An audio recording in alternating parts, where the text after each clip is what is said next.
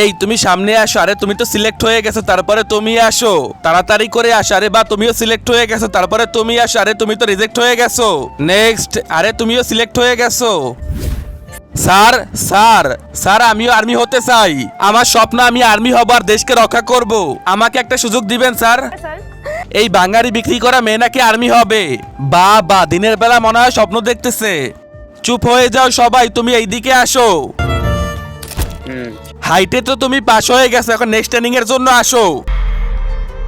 তোমরা আর্মি হওয়ার শুধু এক ধাপ পেছনে আছে, তার আগে ওইদিকে দেখো।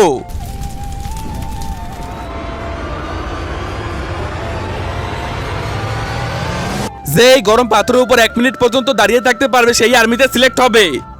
চলো রিয়া, তুমি চলে আসো। না স্যার, এটা আমি করতে পারবো না, এটা অনেক গরম, আমার পায়ের ছাল উঠে যাবে। এটা আমাকে দিয়ে হবে না। ঠিক আছে, তুমি যাও, পরের জন আসো। আ আ স্যার, এই পাথরের উপর 1 মিনিট কেন, 1 সেকেন্ডও দাঁড়িয়ে থাকা যাবে না। নেক্সট। স্যার বাপরে, এটা আমাকে দিয়ে হবে না, অনেক গরম পাথর। নেক্সট। এখন আমাকে কানের মধ্যে ইয়ারফোন লাগিয়ে নিতে হবে। এই তো লাগানো হয়ে গেছে। আরে ওই ইয়ারফোন কেন লাগাইতেছে? তারপরে কি হলো সেটা দেখার আগে তুমি যদি মহান আল্লাহর এই সুন্দর ছবিটাকে ভালোবাসো তাহলে ভিডিওতে একটা লাইক করে চ্যানেলটা সাবস্ক্রাইব করে দিবে। আর অবশ্যই কমেন্টে মহান আল্লাহর সুন্দর নামটি লিখে যাবে। আর যদি না করো তাহলে বুঝে যাবো তুমি আল্লাহকে একটুও ভালোবাসো না।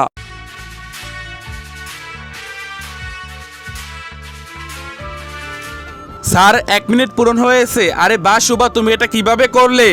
স্যার, আমি রাষ্ট্রের গান শুনছিলাম আর এর জন্য আমার ভেতরে রাষ্ট্রপ্রেম জেগে উঠেছে, তার জন্যই আমি 1 মিনিট পর্যন্ত দাঁড়িয়ে থাকতে পেরেছি। ওয়েল ডান শুভা, তুমি আর্মি হওয়ার পরীক্ষায় পাশ করেছো।